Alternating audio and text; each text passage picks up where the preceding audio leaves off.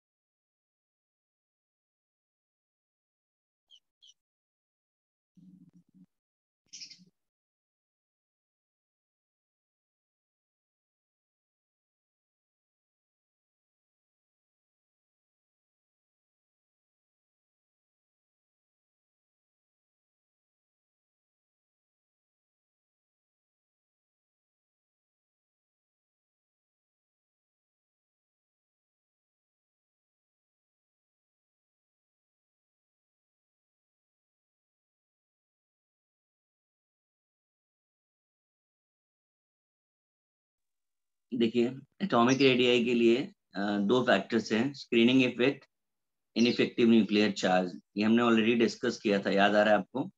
Yes sir. Yes sir. Both are interrelated. When screening effect is dominating, size क्या होगा? Expected से ज्यादा।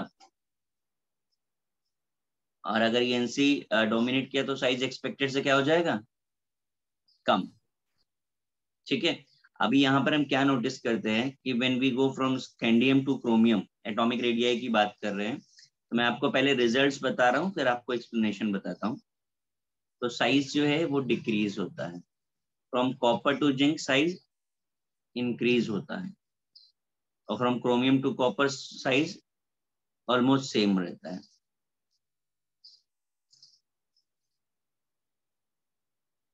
Right. अब अगर हम इनके रीजंस पर बात करें, तो अगर साइज डिक्रीज किया तो क्या डोमिनेट किया होगा? स्क्रीनिंग इफेक्ट की ENC? ANC, correct. increase decreases due to this reason। ठीक है, क्लियर है? Yes sir. और अगर इंक्रीज कर रहा है तो डोमिनेट कर रहा है। Screening effect is dominating over ENC। अगर ऑलमोस्ट सेम है तो SE compensates the ENC। हाँ जी, इक्वल हो रहा होगा। फॉर दिस पर्टिकुलर कंडीशन ना, a specific term is used, contraction. तो अब आप इस बात को याद रखिएगा, जब कभी भी साइज सेम होगा तो हम उसे कॉन्ट्रैक्शन बोलेंगे, राइट। और कॉन्ट्रैक्शन का मतलब क्या होगा? Screening effect is balanced bye effective nuclear charge. Got it? Yes sir. Fine. तो अब एक और भी चीज, क्योंकि ये तो याद रखना पड़ेगा आपको। आपको याद आ रहा है कि जब हम लोग कॉन्फ़िगरेशन सीखते हैं तो एक्सेप्शनल कॉन्फ़िगरेशन कहाँ कहाँ आता है? Yes copper, chromium and copper. तो आप नोटिस करिए, क्रोमियम से कॉपर तक का ही सीरीज जो है वो ऑलमोस्ट सेम का है कि नहीं? Yes sir. हाँ, तो C2C जो है वो गड़बड़ होता है। C2C means chromium to copper. अब अगर अपन आयनिक रेडियाई की बात करते हैं तो ये एकदम रेगुलर डिक्रीज करता है, decreases due to increase in ENC। यहाँ पे कोई प्रॉब्लम नहीं है, आप कोई भी एलिमेंट उठा लीजिए और उनको सीक्वेंस में अरेंज कर सकते हैं। Mn+2 Fe+2 CO+2 Ni+2 onward. इनमें से सबसे बड़ा कौन सा होगा?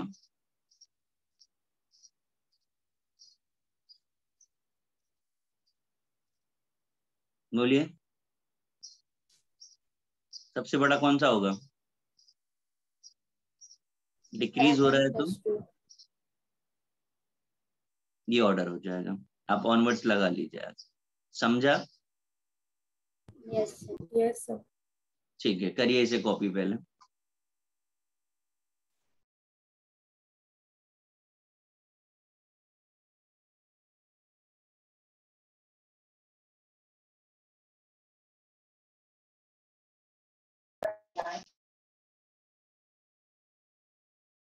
कुछ पूछ रहे हैं?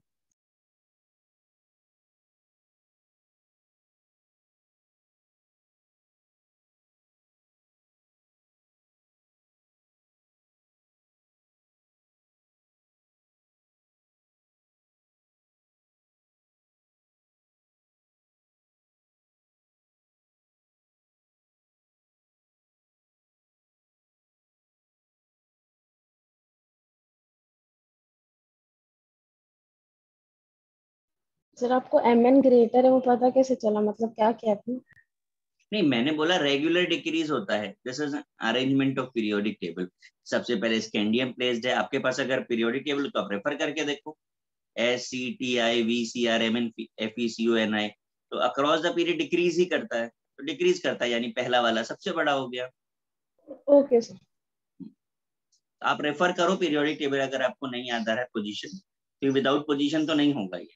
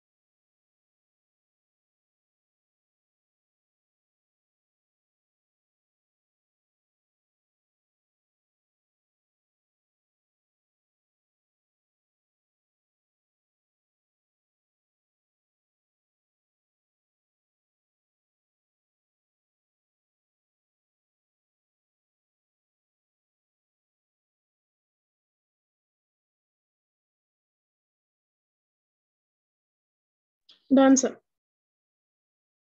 सबका हो गया है? Yes sir. Yes sir। अभी मैं क्या कर रहा हूँ कि जितना भी हमने कर लिया, बिकॉज ये रेडियाई का लास्ट पार्ट था, तो जितना भी हमने कर लिया उस पर मैं क्वेश्चंस दे रहा हूँ, है ना। आप सिर्फ इंक्रीजिंग डिक्रीजिंग बताएंगे और फैक्टर भी आप खुद आइडेंटिफाई करेंगे कि कहाँ पर हमें कौन सा फैक्टर अप्लाई करना है ना। तो आप चाहे तो नोट्स रेफर करते रहिएगा, पीरियोडिक टेबल रेफर कर लीजिएगा।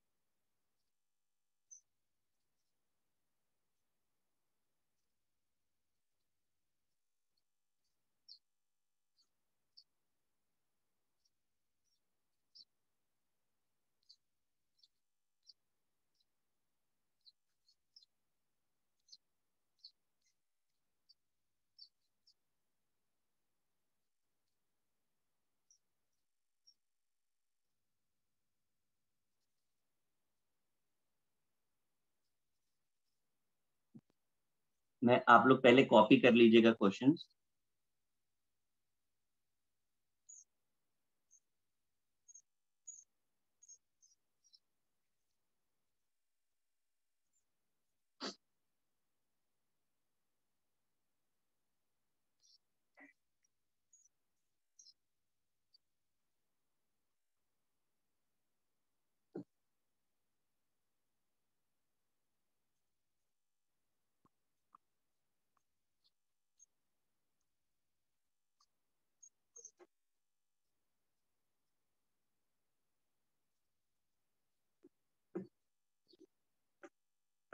मैंने जो भी क्वेश्चंस लिखे हैं आप इसे पहले कॉपी करिए और फिर एक एक करके इनके आंसर्स दीजिए। अरेंज करना है आपको, आप इंक्रीजिंग डिक्रीजिंग जिसमें कंफर्टेबल लगे आपको उसमें कर दीजिए।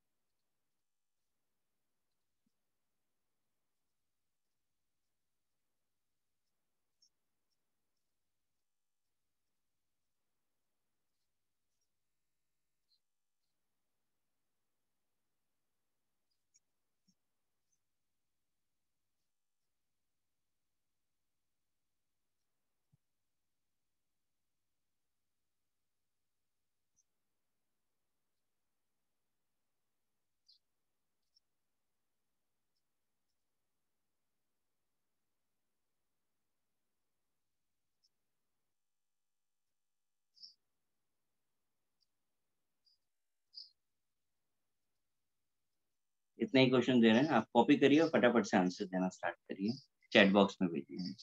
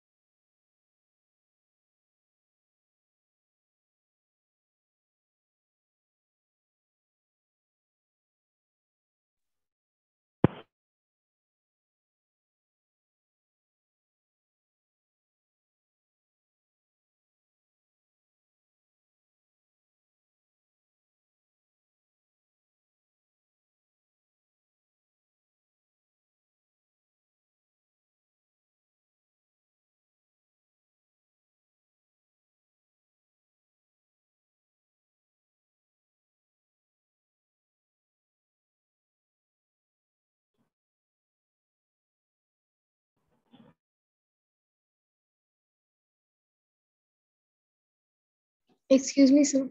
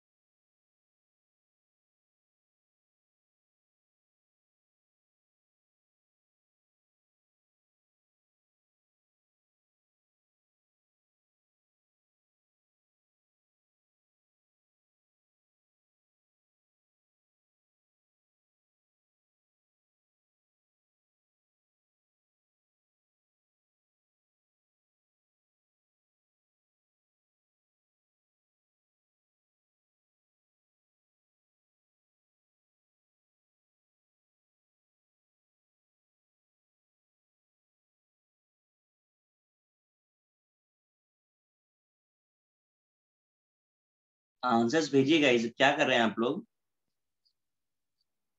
क्वेश्चन समझा है कि नहीं समझा आप लोगों को? समझा सर। यस भेजिए सर। बेटा, भेजिए आंसर्स फटाफट।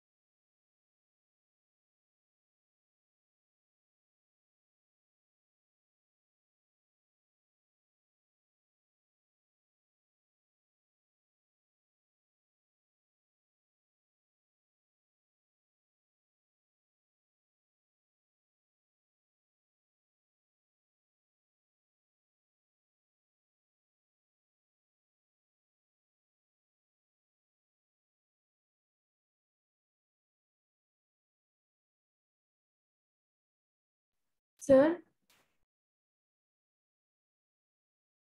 हाँ बेटा बोलिए। सर डी वाले इसमें गैलियम के बाद इंडियम है क्या आयोडीन है? नहीं नहीं, आयोडीन नहीं, इंडियम, सॉरी।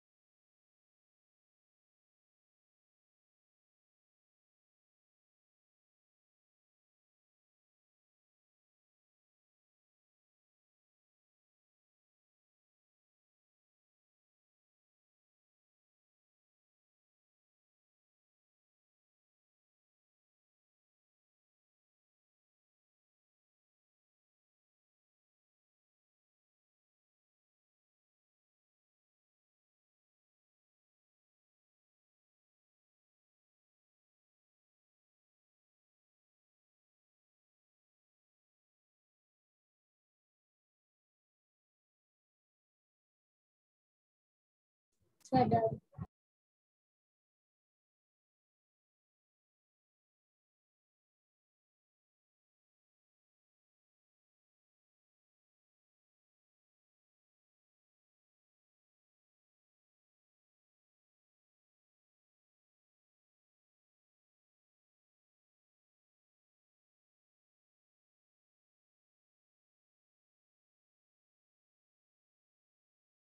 हो गए सारे अटेम्प्ट? Yes, sir. चलो एक एक करके स्टार्ट करते। लिथियम सोडियम पोटेशियम तो बहुत इजी होगा, तो ऐसे ही लग जाएगा। कैल्शियम बेरियम स्ट्रोंशियम में Calcium, strontium.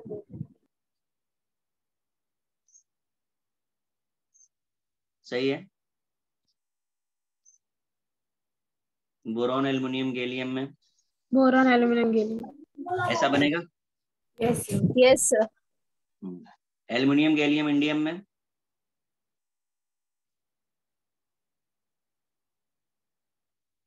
ऐसा यस सर। सही बना है ना? या गैलियम को एल्युमिनियम से पहले रख दीजिए। सही है। Yes sir. Lithium magnesium potassium में क्या किया वो बताइए।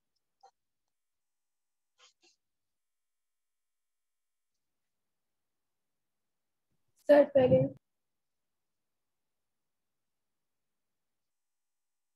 यही किया है। Yes sir. Very good. Sir fifth वाला कैसा है? क्या बेटा?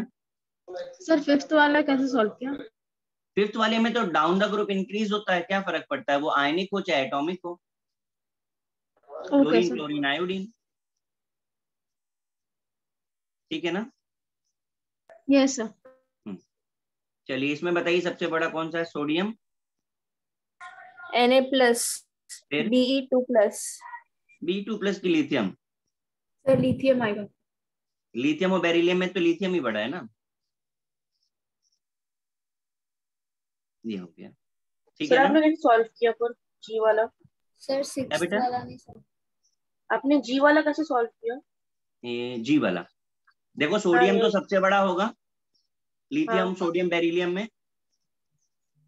आप पीरियड हाँ चेक कर लीजिए, थर्ड पीरियड में आता है ना। हम्म, समझा कि नहीं? हाँ Sir, लेकिन G में lithium 2+ है. लिथियम। अरे सॉरी, मैंने एक ये इसको थोड़ा करेक्शन करिए। मैंने दिस इज +1 नॉट +2 है ना।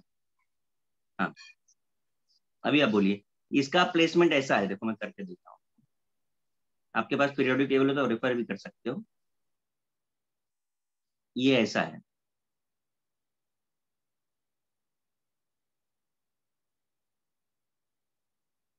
कि नहीं ऐसा? अब down yes the sir. Group increase और अक्रॉस द पीरियड डिक्रीज। अब आप बताओ कैसे अरेंज करना है आपको। तो इन तीनों में सबसे बड़ा सोडियम, फिर लिथियम, फिर बेरिलियम। ठीक है बेटा? Yes sir. यस। एच पर आ जाओ। लेड में Pb+2. लेड, ठीक है। Yes sir. यहां भी लेड, यहां पर ये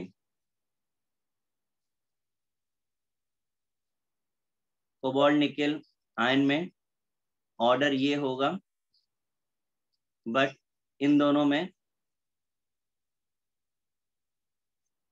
ये सबसे छोटा होगा। सोडियम नियॉन फ्लोरीन में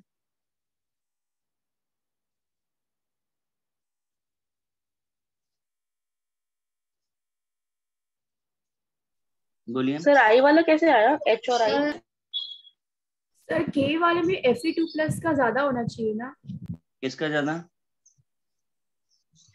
सर, क्योंकि वो डिक्रीज कर रहा है अक्रॉस द पीरियड, तो एक Fe2+ सेकेंड, है। आप कौन सा वाला बोल रहे हैं?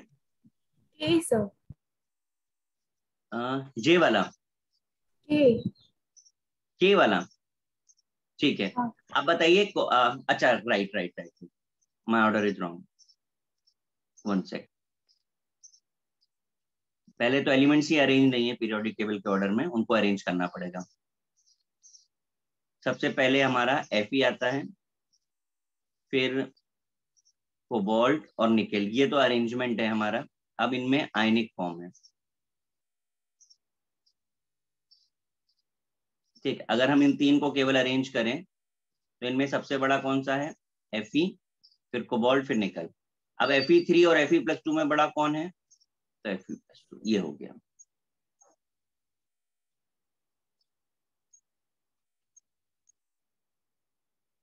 Is it? Yes sir. अब नेक्स्ट बताइए, सोडियम नियॉन फ्लोरीन।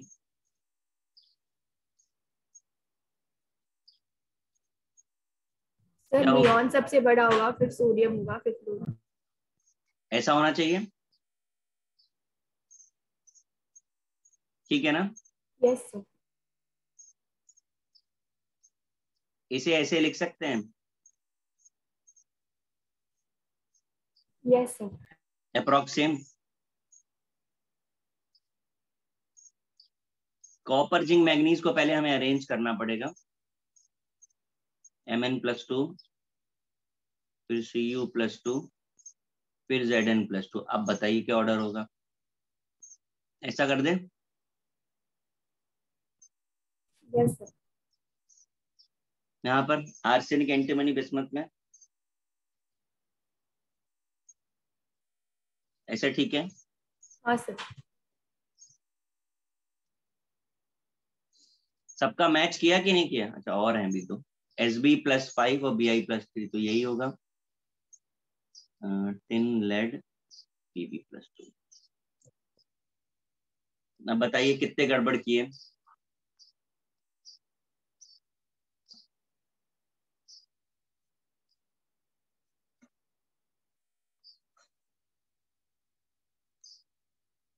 समझ आया? सर एल वाला कैसा है? एल वाला, हाँ सर। हाँ देखो, एल वाले में नियॉन आपका 0 ग्रुप का मेंबर है, हाँ सर। फ्लोरीन 7th है, और सोडियम 1 है। अब जरा आप नोट्स खोलिए अपने और जरा चेक करिए, अक्रॉस द पीरियड इंक्रीज करता था कि डिक्रीज करता था? अक्रॉस द पीरियड ऐसे हमने आपको डिक्रीज लिखाया है, और ये डिक्रीज आपको बताया कि 0 से 7 तक करता है। एक बार नोट्स खोल के चेक भी कर लीजिए आप, तो याद नहीं आ रहा तो सबसे बड़ा 0 होगा, फिर 1 2 3 4 5 6 7 वही लगाया हमने, एक्सेप्शन तो अगर याद हो सर 0 को। सर सोडियम तो नेक्स्ट ग्रुप नेक्स्ट हाँ बेटा, पीरियड में आता है ना? क्या कह रहे हो? सोडियम तो नेक्स्ट पीरियड में आता है ना, लेकिन सोडियम नेक्स्ट पीरियड में आता है, और एक सेकेंड, हाँ, लिथियम, सोडियम, हाँ हाँ, और फ्लोरीन। लेकिन जब इफेक्टिव न्यूक्लियर चार्ज आपने कैलकुलेट किया था ना, हाँ सर। जरा एक बार फ्लोरीन का और सोडियम का इफेक्टिव न्यूक्लियर चार्ज जरा चेक करके बताओ वैल्यूज वाइज कितना है, नोट देख करके।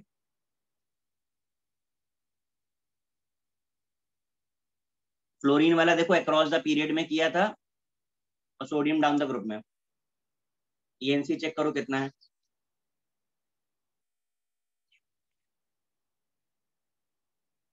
हाँ सर, फ्लोरीन का ज्यादा है। ठीक है ना?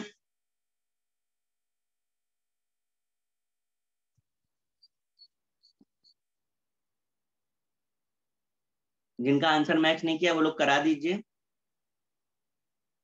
कहीं किसी को रीजन समझ नहीं आ रहा है तो पूछ ले वो अभी, नहीं तो फिर मैं नेक्स्ट सब टॉपिक पे आता हूँ।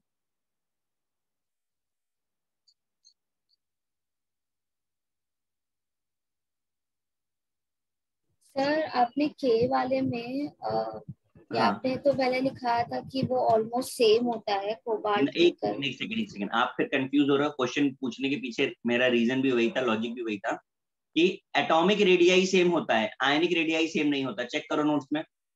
हाँ सर। और ये आयनिक है, आयनिक रेगुलर डिक्रीज होता है।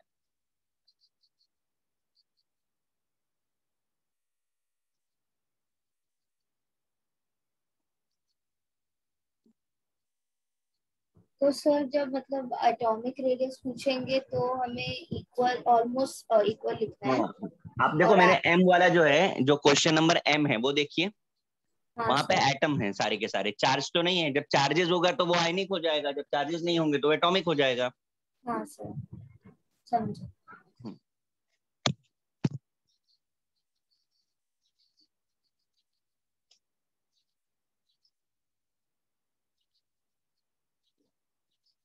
हो गया सबका?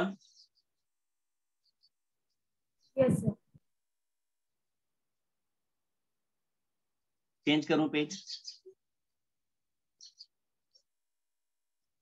कॉपी करना है किसी को?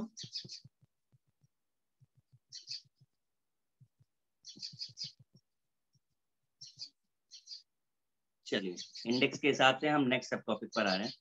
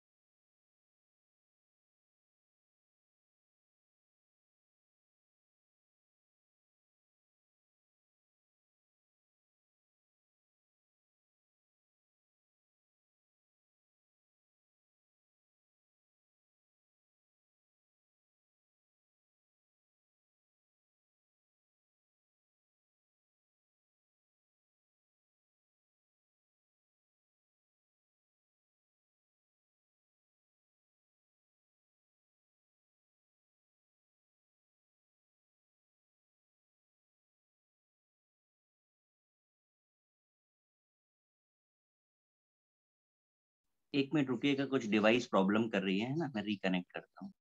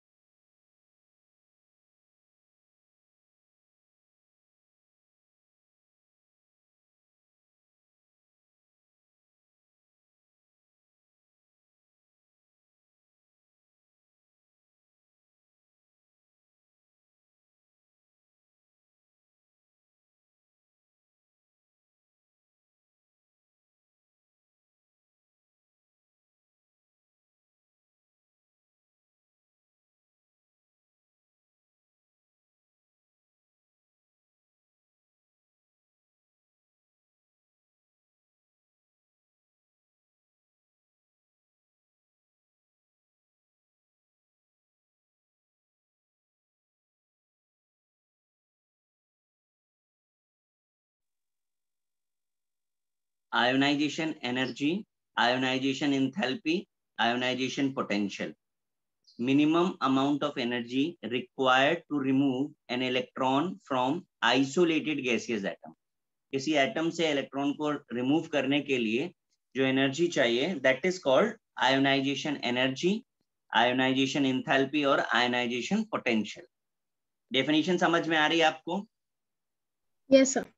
ठीक है। अब एनर्जी बिकॉज रिक्वायर्ड है, तो रिक्वायर्ड का मतलब होता है इंडोथर्मिक, तो मैंने स्टार करके इंडोथर्मिक लिखा हुआ है, इंडोथर्मिक प्रोसेस। इंडोथर्मिक को हम लोग डेल्टा एच पॉजिटिव से रिप्रेजेंट करते हैं।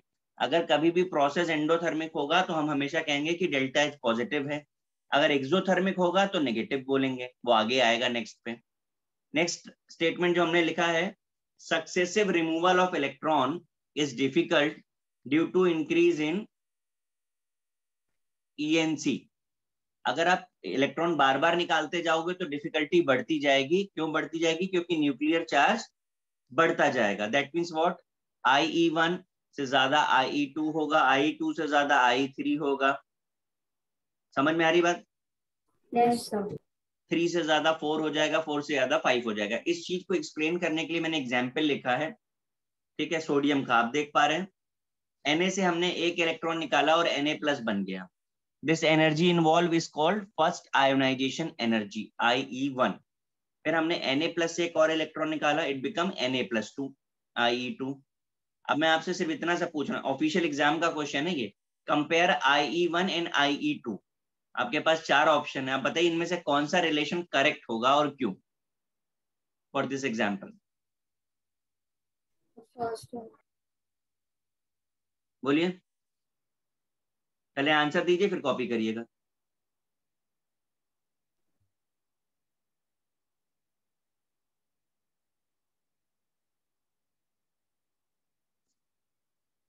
Sir the first one. First मतलब ए कह रहे हैं आप? यस और सर। कोई यस सर। अदर देन ए?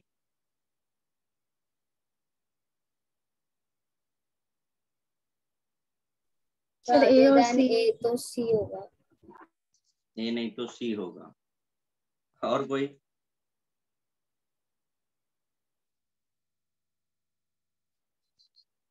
करेक्ट आंसर सी होगा। और क्यों वो सी करेक्ट होगा तो वो समझ लीजिए कि आपको ने कभी Na+2 पढ़ा है क्या? नहीं सर। हाँ, तो क्यों नहीं पढ़ा है? क्योंकि एनर्जी गैप इतना ज्यादा है कि we can not cross that.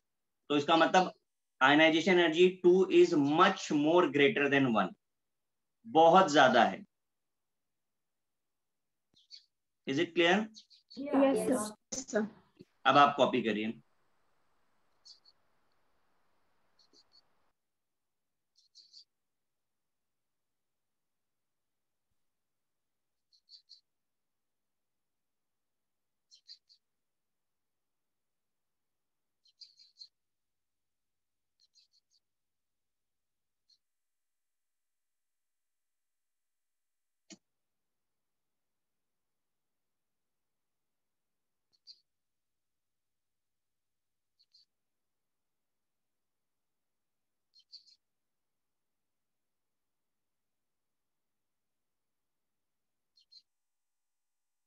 Sir, what's the second statement you have written? Delta H is equal to positive. Delta is equal to positive. What I said कि अगर एनर्जी रिक्वायर्ड है, अगर energy required है तो endothermic बोलते हैं, endothermic is represent by delta H positive. Okay, sir.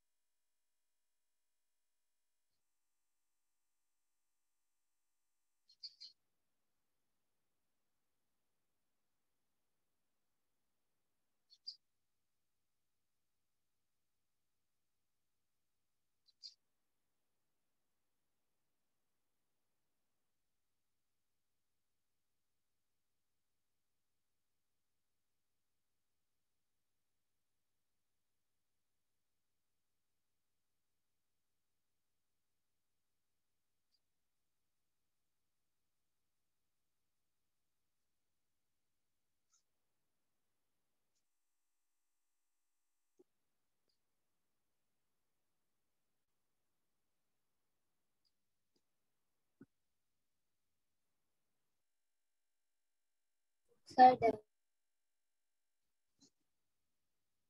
सबका हो गया? Yes sir. Yes sir. Sir 1 minute. कर लीजिए। रीजन जरूर मेंशन करिएगा जो आंसर हमने निकाला है।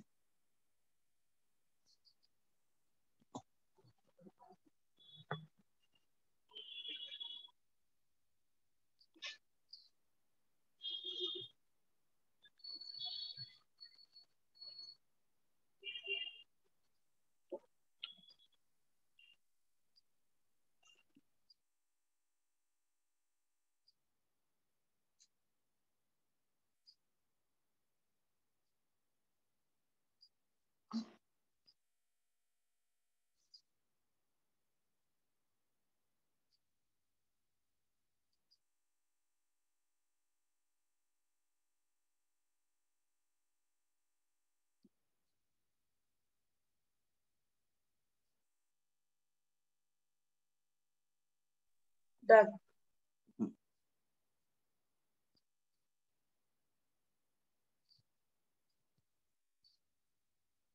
अभी हम इनके फैक्टर्स लिखेंगे और उसके बाद एप्लीकेशन कि कैसे इसे कंपेयर करना है।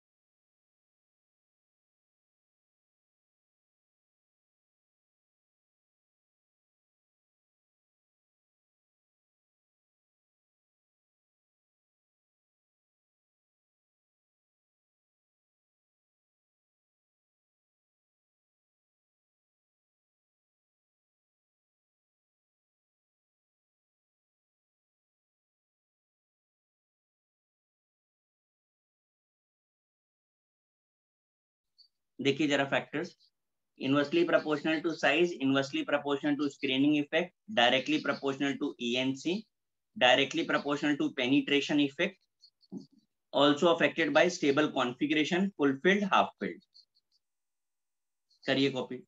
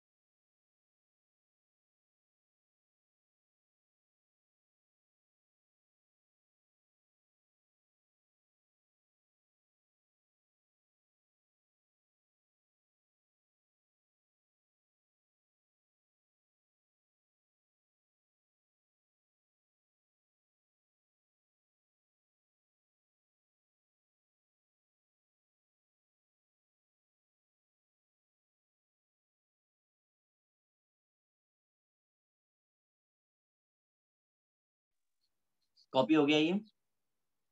Yes yes sir. sir. ठीक है, अभी हम एप्लीकेशंस पर आते हैं और बताएं इसका कैसे यूज करना है वो ध्यान से देखिएगा अभी।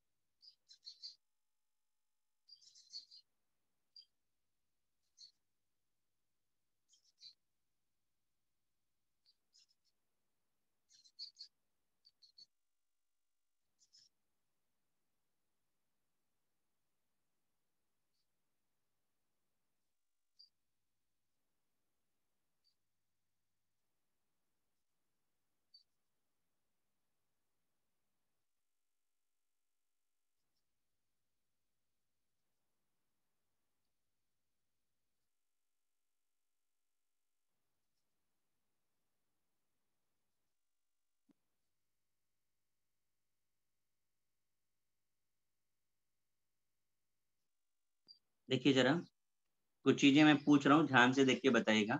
लिथियम से सीजियम की तरफ हम आ रहे हैं तो नंबर ऑफ शेल्स क्या हो रहे हैं, इंक्रीज हो रहे हैं कि डिक्रीज हो रहे हैं?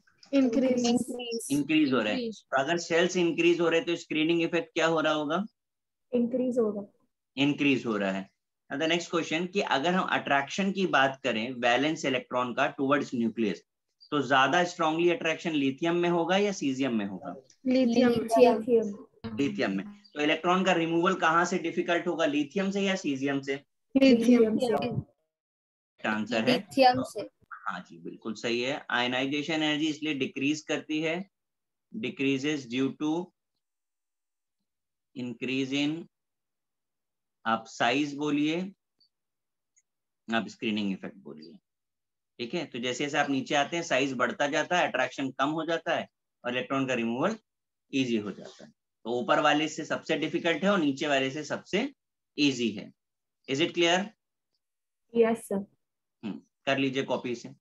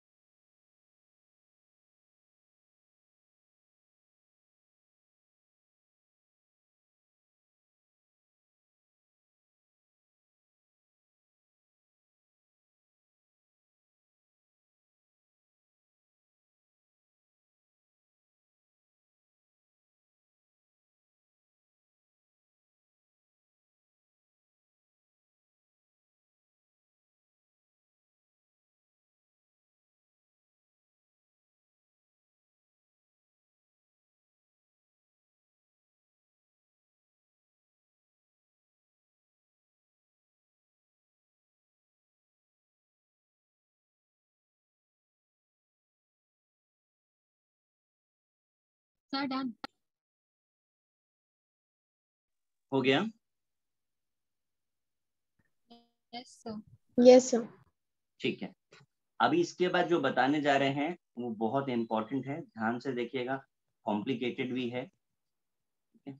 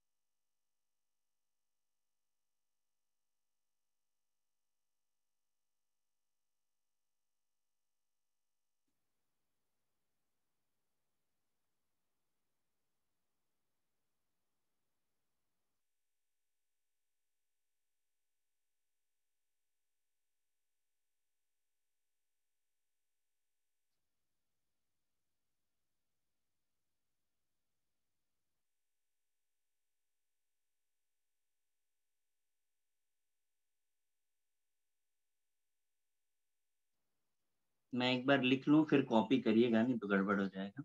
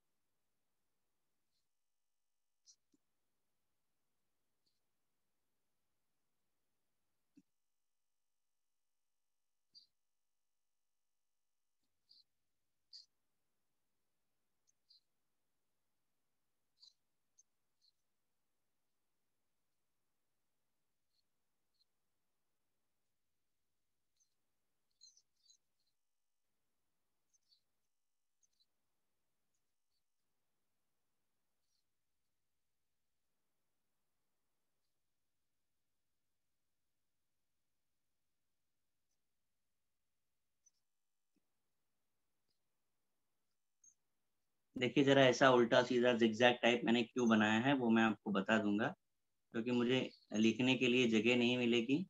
एक्सप्लेनेशन मुझे लिखना है तो उसके लिए स्पेस नहीं है, तो ऊपर नीचे करके मैं लिख पाऊंगा। आप जैसे कंफर्टेबल हो, आप चाहें तो एक लाइन में बनाएं, कोई इशू नहीं है उससे। अभी जरा सॉल्व करने जा रहे हैं, प्लीज जरा ध्यान से देखिएगा। आपको लिखने के लिए इनफ टाइम देंगे, लेकिन समझ में नहीं आया तो सब गड़बड़ हो जाएगा। Lithium, beryllium, boron, carbon, nitrogen, oxygen, chlorine, neon है, ये सारे सेकेंड पीरियड के एलिमेंट हैं। तो मैंने सेकेंड लिखने की जगह एन लिख दिया है सब में, और सबका वैलेंशियल कॉन्फ़िगरेशन लिख दिया है। अब देखिए जरा, ये NS1 है, ये NH2 है। इलेक्ट्रॉन का रिमूवल कहाँ से डिफिकल्ट होगा, लिथियम से या बेरिलियम से? लिथियम। क्यों? बेरिलियम। बेरिलियम। जो भी आंसर दें रीजन दीजिए। सर बेरिलियम क्योंकि साइज डिक्रीज होता जाता है। अच्छा, और कोई बताएगा? Sir effective nuclear charge increase होगा। और force of correct. Attraction increase होगा। और रीजन, जो सबसे बड़ा रीजन है यहाँ पे, वो है आपका स्टेबल कॉन्फ़िगरेशन। आप जरा देख लीजिए, NH2 है, फुलफिल्ड है। दूसरा रीजन आप चाहें तो ENC दे सकते हैं, पर primary reason is stable configuration. समझ आया? Yes yes sir. ठीक। नाउ बेरिलियम एंड बोरॉन कहाँ से डिफिकल्ट होगा?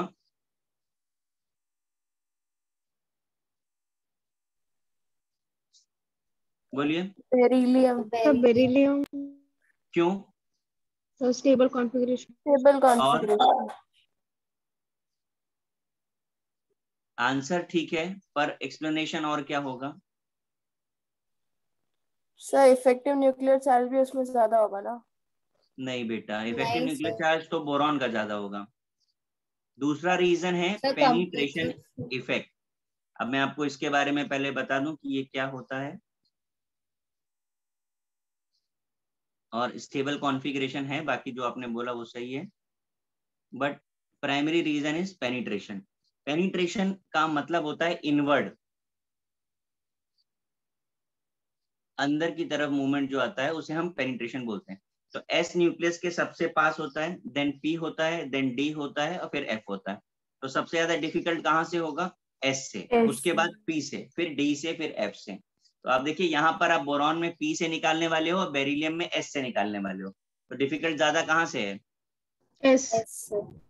क्लियर हुआ? यस। ठीक है।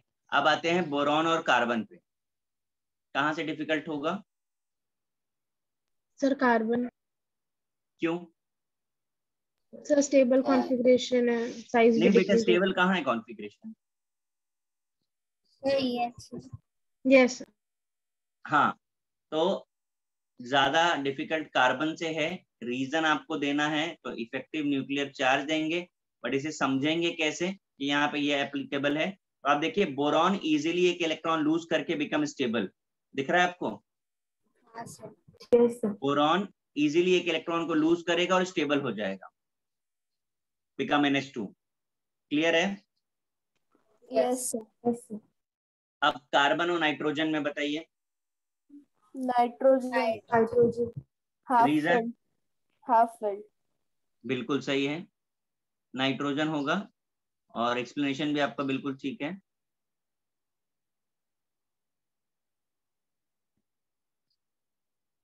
स्टेबल कॉन्फ़िगरेशन है।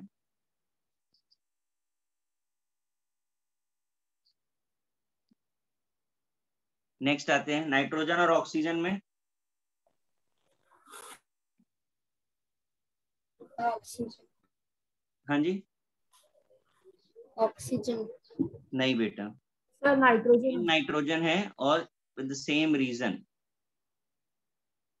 आप देखिए नाइट्रोजन हाफ फिल्ड है, और समझने के लिए आप देखिए ऑक्सीजन एक इलेक्ट्रॉन लूज करके स्टेबल होना चाहता है, 2p4 np4 है, तो फेवर कर रहा है ना हमको।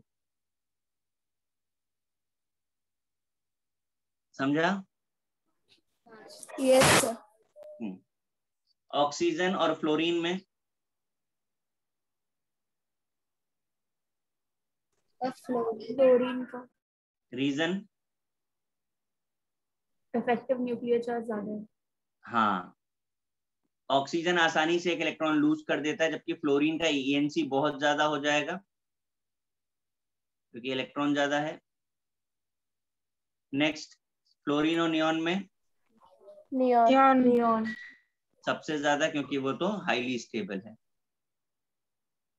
क्लियर हुआ? Yes sir. यस अच्छे से कॉपी करिए, क्योंकि अगला क्वेश्चन आपको इससे रिलेटेड करके दिखाना है। स्टार्ट करिए कॉपी।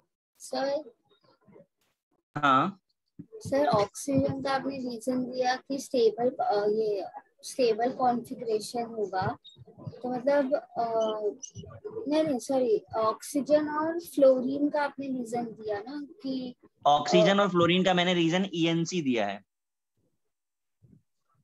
सर वो स्टेबल कॉन्फ़िगरेशन जो आपने दिया है उसका मतलब होगा कि ऑक्सीजन जो है वो एक इलेक्ट्रॉन लूज करके हाफ फिल्ड होगा, ऐसा? नहीं, आप किसको किसके साथ कंपेयर कर रहे हैं पहले तो ये बताइए। नाइट्रोजन और ऑक्सीजन। हाँ, नाइट्रोजन हाफ फील्ड है, कोई टेंशन ही नहीं है। उसके आजू बाजू से कुछ बाकी का कोई फैक्टर बचा ही नहीं। Dominating factor is stable configuration of nitrogen. समझा? हाँ सर। एक बार आप कॉपी कर लीजिए, फिर मैं समझा दूंगा जो नहीं समझा। कॉपी करिए पहले।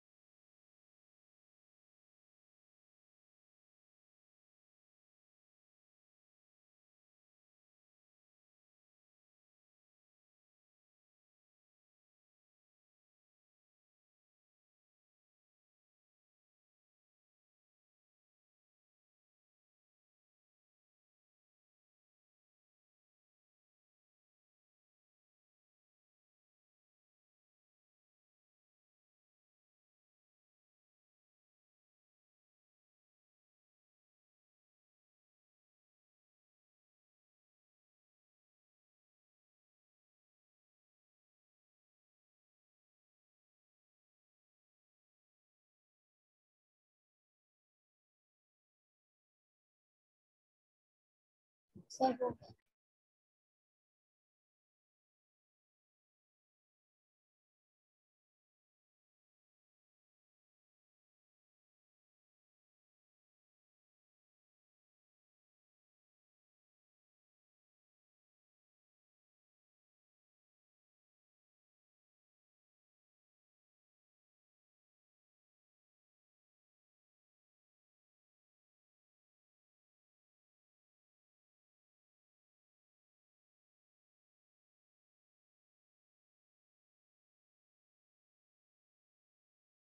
हो गया कॉपी सबका? Yes yes sir. ठीक है, अभी मैं क्वेश्चन दे रहा हूँ, आपको सॉल्व करना है।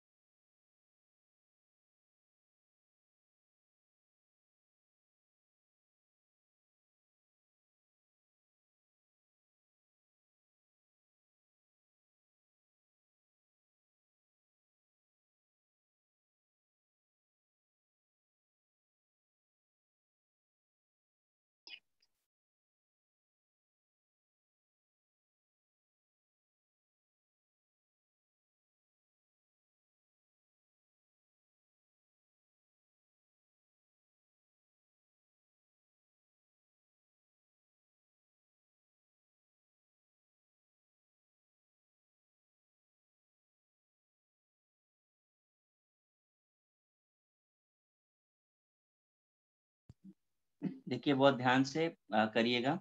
आपको IE1 में अरेंज करना है इंक्रीजिंग ऑर्डर में।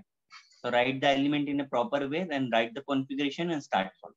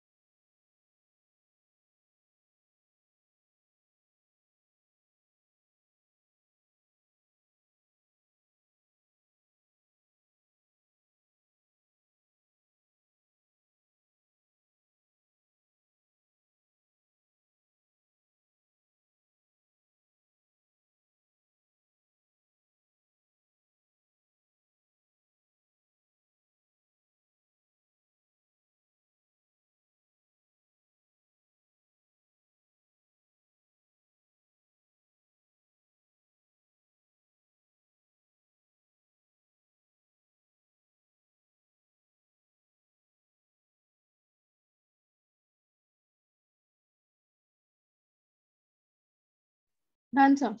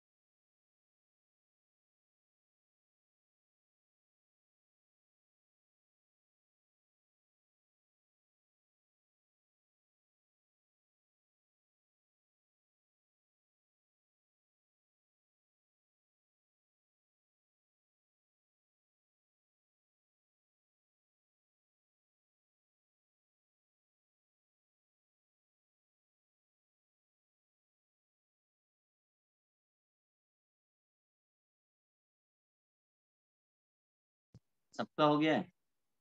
Yes sir. Yes sir. ठीक है, मैं आंसर अरेंज कर रहा हूँ, फिर मुझे बताइए जरा राइट रॉन्ग आपका।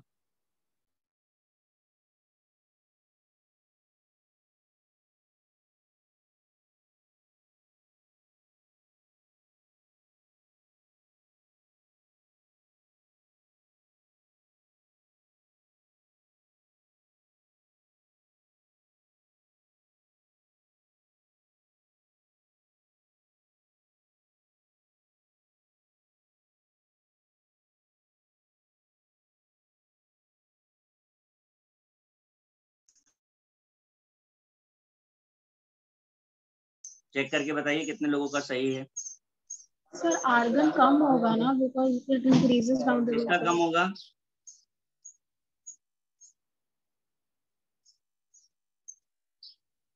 बोलिए, किसका कम होगा? सर आर्गन का कम होगा ना, क्योंकि वो डाउन द ग्रुप बेटा डिक्रीज होते आर्गन हैं। का सबसे ज्यादा होगा, वो तो जीरो ग्रुप का मेंबर है। Yes sir, sorry.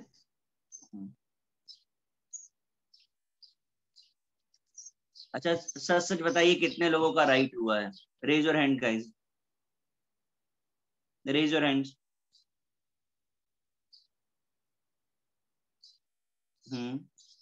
सब लोग हाथ उठाओ जरा, कितने लोगों का राइट हुआ है? 1 2 3, बस 3 लोगों का राइट हुआ है। सर मेरा बस वो आर्गन का थोड़ा गलत है। ओके ओके, बाकी सबका गड़बड़। सर मैंने जो आपको आंसर भेजा है उसको वैसे भी लिख सकते हैं ना? हाँ वैसे लिख सकते हैं बेटा, लेकिन कैसा हमें तो इंक्रीजिंग या डिक्रीजिंग चाहिए होता है। अगर आप मिक्स लगाओगे तो फिर गड़बड़ है ना। नहीं सर, मतलब वैसे लिखा है मैंने, सही है तो मतलब हाँ मैं। चलो, अच्छा मुझे सर बताओ, मैंने भी अगर मैं लिंक में आपको लिखा है इसका तो। एक ऐसा शॉर्टकट बता दूं जिसमें आपको कभी कॉन्फ़िगरेशन लिखना ही ना पड़े, फैक्टर्स देखना ही ना पड़े, तो चलेगा? हाँ सर। है ना? तो मैं आपको एक शॉर्टकट बताता हूँ, आपको 1 मिनट भी नहीं लगेगा कभी सॉल्व करने के लिए, इंस्टेंट आपका आंसर आ जाएगा। मैंने आंसर किया, आपने नोटिस किया? मैंने तो कोई कॉन्फ़िगरेशन ही नहीं लिखा, डायरेक्ट आंसर लिख दिया।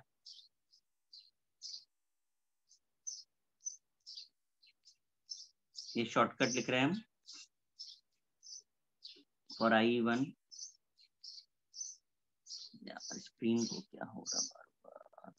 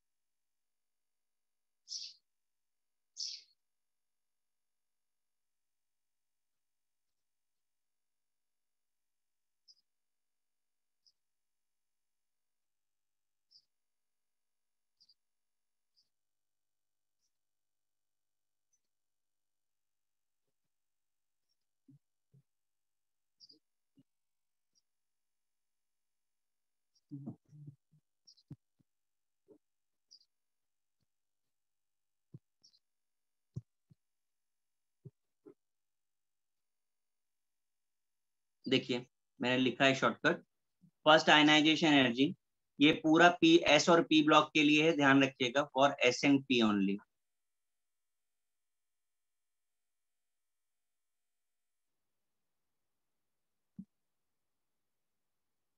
Down the group decrease, across the period increase, but इस इंक्रीज में एक ही बात आपको ध्यान रखनी है,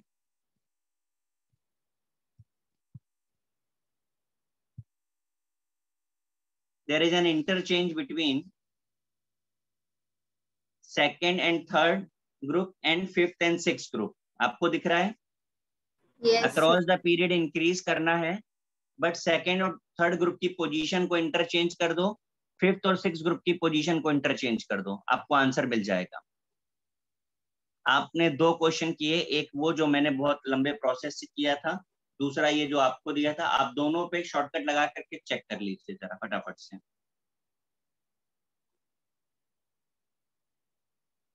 समझ आ रहा है? सर एक और बार एक्सप्लेन करो ना प्लीज। मैं कह रहा हूँ down the group regular decrease होता है for S and P block, across the period increase होता है, बट इंक्रीज होगा लेकिन इंटरचेंज हो जाता है। इंटरचेंज का मतलब क्या हुआ? फर्स्ट हाईएस्ट जीरो ग्रुप का, सेकंड हाईएस्ट सेवेंथ ग्रुप का, थर्ड हाईएस्ट किसका होना चाहिए? बोलिए बोलिए भाई। फिफ्थ ग्रुप, फिफ्थ ग्रुप का, फिर सिक्स ग्रुप आएगा, फिर फोर्थ आया, आना चाहिए था थर्ड लेकिन आएगा सेकंड। बात समझ आ रही है? Yes sir. आप कॉपी करिए और अप्लाई करके देखिए, जो क्वेश्चन अभी अभी आपको दिया था मैंने, उस पर अप्लाई करके देखिए जरा। Okay sir.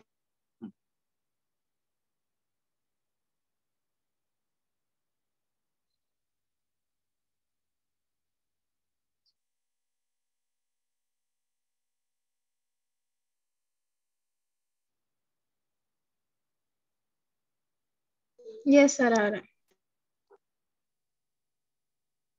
क्लियर है सबको? Yes yes sir.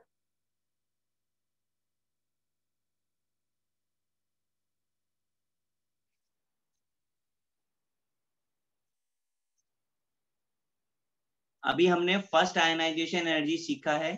नेक्स्ट आप IE2 डाल दीजिए, यानी सेकेंड आयनाइजेशन एनर्जी। ये हम आपको नेक्स्ट लेक्चर पे सिखाएंगे।